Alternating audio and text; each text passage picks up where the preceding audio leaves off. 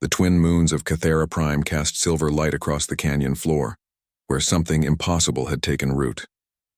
Celine sat with her back against the landing strut of her battered freighter, the Wanderer's Hope, while three massive predator cubs drowsed around her like oversized house cats. The largest, Vera, had her scarred head resting on Celine's lap, purring, a sound that rumbled like distant thunder. Above them, perched on every outcropping and ledge, the Catheran elite guard maintained their vigil. 200 of the galaxy's most feared warriors, their obsidian armor gleaming in the moonlight, stood watch over a single human and her unlikely companions.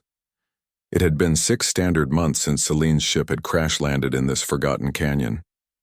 6 months since she'd found the cubs, barely weaned, huddled over their dying mother's body. The matriarch had been caught in the same ion storm that had brought Celine down, a twist of fate that should have meant death for them all. But humans, as the galaxy was learning, had a peculiar relationship with death. They didn't accept it easily, especially not when young lives hung in the balance. Selene stroked Vara's crystalline fur, each strand sharp enough to cut through steel, yet somehow gentle under her calloused fingers. The middle cub, Trace, shifted in his sleep, his 6 legs twitching as he dreamed. The smallest Kess was curled against Celine's other side, his bioluminescent spots pulsing softly with each breath. "You should rest, human," a voice called down from above. Commander Thexval, leader of the elite guard, his tone carrying both respect and concern. "We have secured the perimeter. No threat will reach you." Celine smiled up at him. "Appreciate it, Commander. But someone needs to keep watch over these 3. They get restless in the deep night." It was a diplomatic lie. The truth was simpler and more human. She didn't want them to wake up alone. The elite guard had arrived 3 weeks ago, drawn by rumors that had spread across the sector like wildfire. A human had bonded with Catheran predators, creatures so dangerous that even adult Catherans rarely survived an encounter. The cubs of species had earned a reputation as the apex predators of known space, intelligent enough to be malicious, powerful enough to tear through battle armor like paper. Yet here they were, sleeping peacefully beside a woman who weighed less than one of their paws. Thexval descended from his perch with practiced grace, his movements silent despite his armor. He settled at a respectful distance, his multifaceted eyes studying the scene with something approaching wonder. "How?" he asked, not for the first time. "How did you survive those first days? How did they not kill you?" Celine had been asked this question in 100 different ways by the various species who had made the pilgrimage to this canyon. Researchers, warriors, diplomats, all seeking to understand the impossible bond. "I fed them," she said simply. "Their mother was dying. They were starving. I had emergency rations, synthesized proteins. It wasn't much, but it was something." She paused, her hand never stopping its gentle motion through Vara's fur. "And I stayed. That's the part that mattered most, I think. I stayed. But they are predators," Thexval pressed. "Their instinct is to hunt, to kill." "You were prey." "Maybe," Celine acknowledged. "But they were also babies, scared, alone, grieving." She looked at the commander directly. Every sentient species in this galaxy understands those feelings, even the ones who pretend they don't. Vera stirred, one crystalline eye opening to regard the commander. There was intelligence in that gaze, ancient and wild, but also something else, trust. The cub studied Thexval for a long moment, then settled back into sleep. "She tolerates us because you asked her to," Thexval observed. "She tolerates you because she's learned not everyone is a threat," Celine corrected gently. "That's what the last 6 months have been about.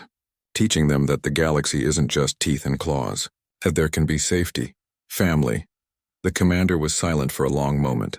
"The council has made their decision," he finally said. "They wish to relocate you all to the Sanctuary Preserve on Cathera Major. State-of-the-art facilities, full support, protection. And cages," Celine said quietly. "Maybe nice ones, but cages nonetheless. You would refuse the council's generosity? I would refuse to trade their freedom for comfort." Celine gestured to the canyon around them. "We're managing here. My ship's almost repaired. We have water, food, shelter. And we have something more important. We have choice." Thexval's mandibles clicked in what might have been laughter. "You are a strange species, humans. We offer you safety and you choose uncertainty. We offer you comfort and you choose hardship. Why? Because safety without freedom is just a prettier prison," Celine said. And because they deserve better than to be curiosities in a sanctuary. They deserve to decide their own path.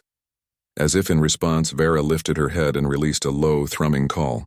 It echoed through the canyon, a sound that would have sent most species fleeing in terror. But Celine knew better now.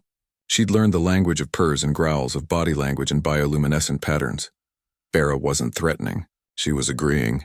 When your ship is repaired, Thexval asked, where will you go? Celine looked up at the stars, visible now between the canyon walls. Wherever we're needed. There are always creatures who need help, worlds that need protecting. Maybe we'll become traders, maybe scouts. Maybe we'll find other orphans who need a family. The cubs will grow, the commander warned. They will become the apex predators they were born to be. I know, Celine said softly. And when they do, they'll be predators who understand mercy, who know that strength doesn't always mean violence, who learned that sometimes the bravest thing you can do is trust someone different from yourself. She looked at the 3 sleeping forms around her, then at the elite guard maintaining their silent vigil above. That's what humans do best, Commander. We don't just survive alongside the dangerous things in the galaxy. We befriend them. We learn from them. We become family. Thexval stood, preparing to return to his post. The guard will remain until your ship is repaired. Perhaps longer if you'll accept our protection. Thank you, Commander, Celine said, genuine warmth in her voice. For respecting our choice, for understanding. As the commander ascended back to his perch, Celine settled deeper against the landing strut, her hand resuming its gentle stroking of Vara's crystalline fur. Around her, the predator cubs slept soundly, and above them, the elite guard kept watch.